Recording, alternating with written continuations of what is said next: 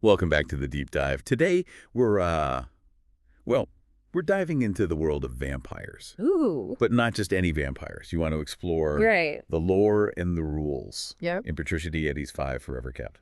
Okay. So Yeah. we're going beyond just reading this story. We're dissecting it, Yeah. looking at how these vampires are different Interesting. from the ones we see in pop culture. Yeah. Like, how do they turn humans? What weaknesses do they have? What's up with this life bond thing? Yeah. And a human whose blood is toxic to vampires. To help break it all down, we've got our resident vampire expert with me today. Hi. One of the things that intrigued me right away was that the origin of vampires in Five Forever Kept is a bit of a mystery. Mm. They've been around for centuries, but the book doesn't explain how or when they came to be. That's right. It's almost as if they've always existed. Hidden in the shadows, it really adds intrigue to their whole existence. But when it comes to turning a human into a vampire, the novel doesn't hold back on the details. It's a pretty brutal process. Yeah. The book describes the sire as basically draining the human, almost completely, before forcing them to drink vampire blood. It's a far cry from the romantic or seductive turning that we often see in other vampire stories. Absolutely. It really emphasizes the predatory nature of vampires in this world. And it makes you think about the impact of that kind of violent transformation on a newly turned vampire. The book actually explores this through the main vampire character, Declan Bunny. Okay, so let's talk about Declan.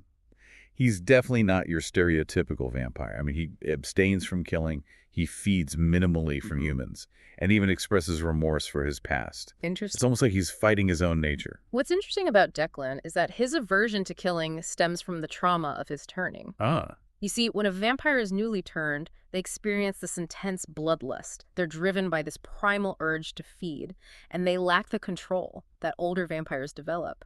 Declan actually took a human life during this period, and it's something that haunts him. so he's trying to make amends for his past. That really adds a layer of complexity to his character. It makes you question the traditional idea of vampires as inherently evil. Exactly. It challenges the black and white morality we often see in vampire stories. Declan's struggle highlights the possibility of redemption, even for creatures associated with darkness.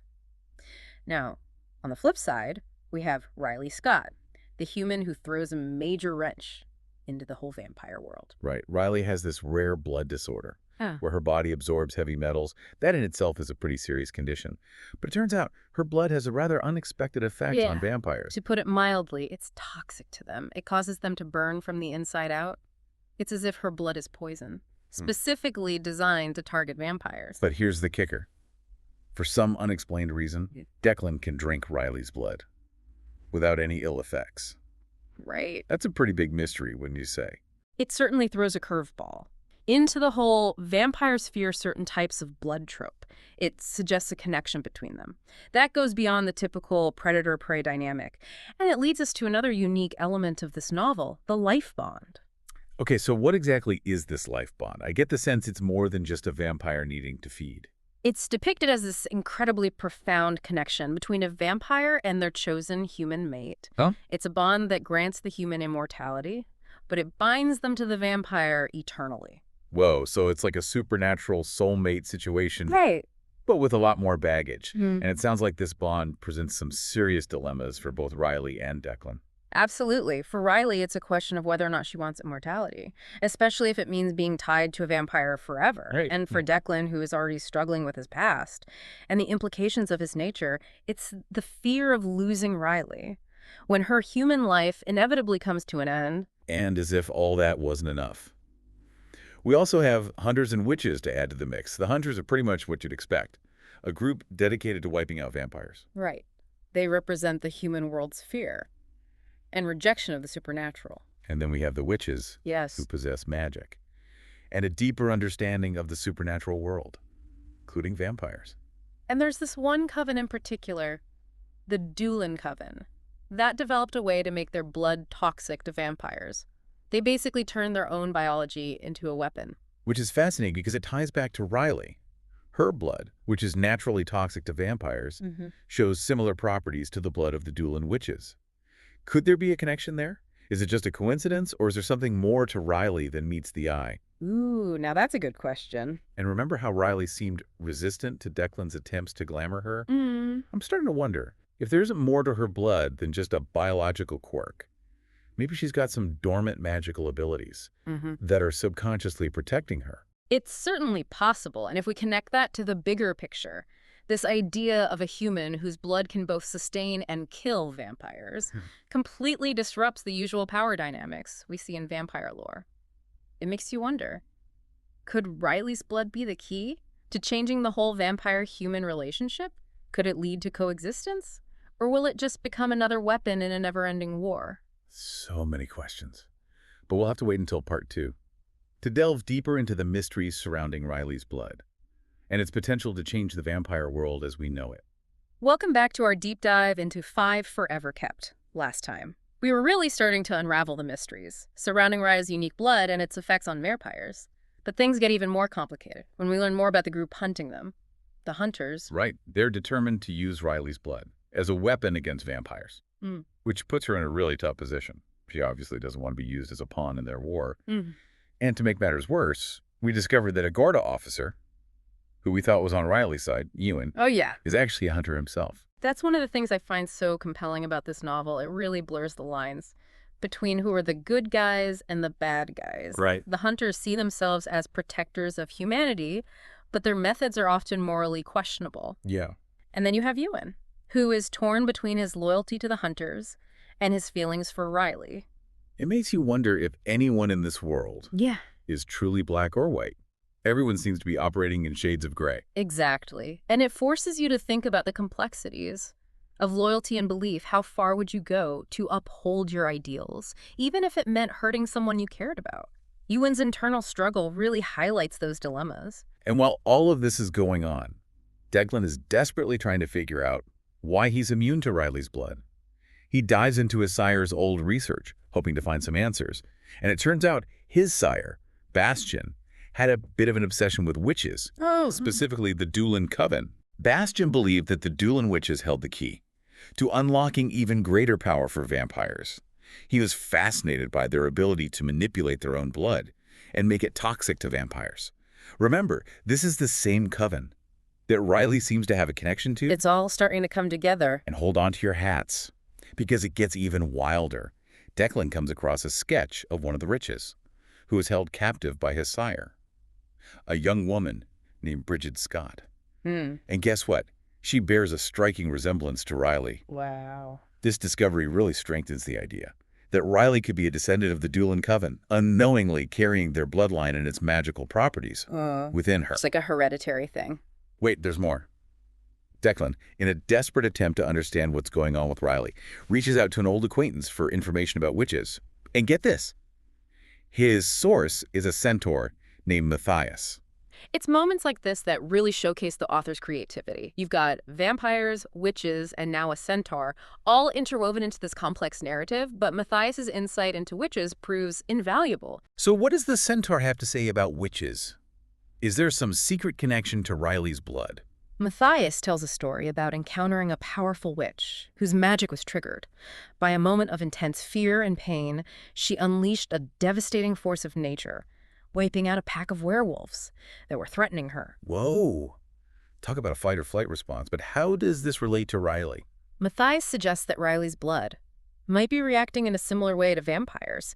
If she's unaware of her potential magical abilities, they could be lashing out instinctively, causing the fatal reactions we've seen. He even warns Declan that if Riley doesn't learn to control her magic, it could eventually consume her. That's a pretty chilling thought. So we have this possible connection between Riley, the Doolan Coven, and this untapped well of magic inside her. No wonder her blood is doing crazy things. Yeah.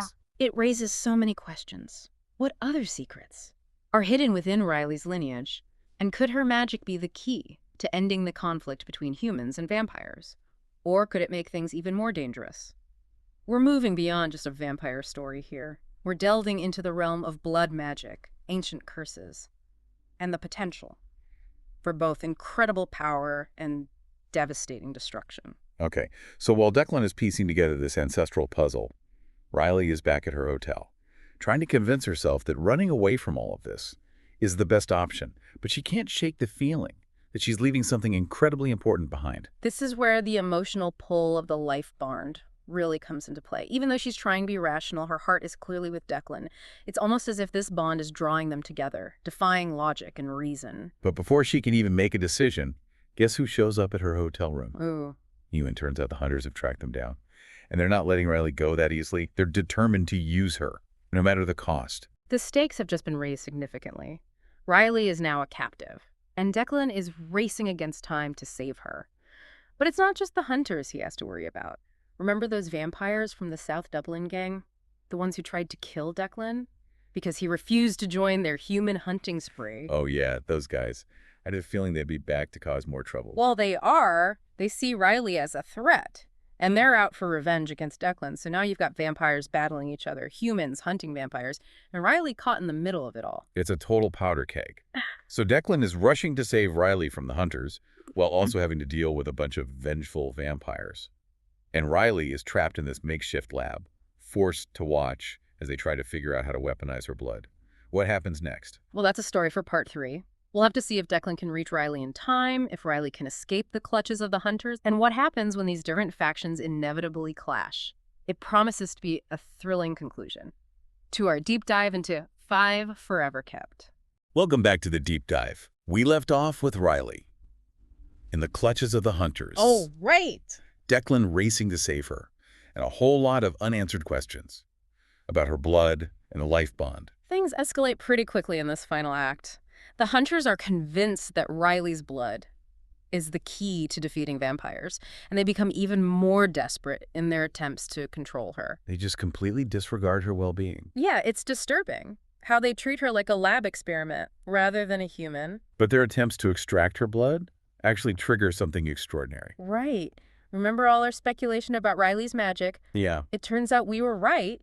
When the lead hunter, Tommy, cuts Riley to draw more blood, her reaction is immediate and powerful. So it's not the vampire blood sample that reacts, it's Riley. Yeah, it's like something inside her snaps. She's overwhelmed with fear and pain, and her magic bursts to the surface. That's incredible. So she really is descended from the Doolin Coven. Yes, she inherited their bloodline and abilities, but this uncontrolled release of power makes her even more valuable to the hunters, and even more vulnerable. That's terrifying. But thankfully, Ewan sees her as more than a weapon. Despite being a hunter, he can't stand to see her treated this way. Ewan's character really embodies the struggle between duty and compassion. He's torn between loyalty and conscience. And he decides to help her escape. Yeah. He leads her to a window. But Riley is weak and disoriented. From the blood loss and drugs. And she starts to fall. It's a heart-stopping moment, just as it seems like all hope is lost. Declan arrives, drawn by the life bond. He senses her distress and races to her rescue. What a dramatic entrance. He confronts the hunters. He even risks exposure to sunlight just to reach Riley in time. That's got to be deadly for a vampire, right? Yeah. It's a testament to his love and the strength of their bond. But the rescue doesn't go smoothly. Declan is shot not once, but twice with silver bullets. One in the shoulder and one through the heart. Ouch. Those have got to hurt. And isn't silver like kryptonite for vampires? It is. It's toxic, and a shot through the heart is usually fatal. But Declan, fueled by the bond, refuses to succumb. He's hanging on by a thread. Yeah. And seeing Declan so weak, Riley does something incredibly brave. She urges him to drink her blood. That's a risky move. Her blood is usually fatal to vampires. Right. It's an act of incredible selflessness. She's willing to risk her own life to save Declan. So what happens? Does her blood heal him? It does more than heal. It strengthens him. Riley's blood, normally a poison, becomes a source of healing and power. It's another example of the life bond, defying the rules of the vampire world. So Riley's blood is a paradox. It can kill and heal vampires, especially those bound to her. Right. That's pretty amazing. But this power comes with a price. Yes, Declan reveals the truth about the bond. Their connection is now permanent. They're bound together for eternity. Wow. It's romantic, but it's a huge choice for Riley. Immortality. That's a big decision. Exactly, and she ultimately chooses to leave. I can't imagine how difficult that must have been. But maybe she wasn't ready for that. It's heartbreaking, but it shows her strength and her desire to choose her own destiny. But Declan makes a startling discovery. The life bond isn't something they can break. It was forged when he drank her blood. Their fates are intertwined. Even though Riley left, they're still connected. Yes. And when Riley's human life ends, so will his. That's intense. But Declan finally finds answers about Riley's blood and the Doolin Coven. The journals he was looking through are more important than he realized. He finds a sketch of Bridget Scott, the witch who resembled Riley, and notes detailing the runes on her skin. Runes associated with protection, life force, and manipulating silver. Okay, it's all coming together. The runes, the blood, the magic. Exactly. Riley inherited the bloodline and abilities, and Declan believes those runes are the key to understanding her blood. So it's not just biology, it's magic. That explains why it can heal and harm. Yes.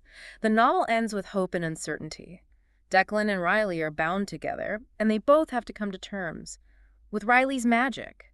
The future is unclear, but full of possibilities. This has been a wild ride. We started with a vampire novel and ended up exploring love, sacrifice, destiny, and the power of accepting who you are. It's a reminder that even in dark times, hope can emerge from unexpected places, and that our differences can make us extraordinary. Thank you for joining us on this deep dive into Five Forever Kept. It's been a pleasure. And to our listener, we hope you've enjoyed this journey. Until next time, keep exploring and keep diving deep.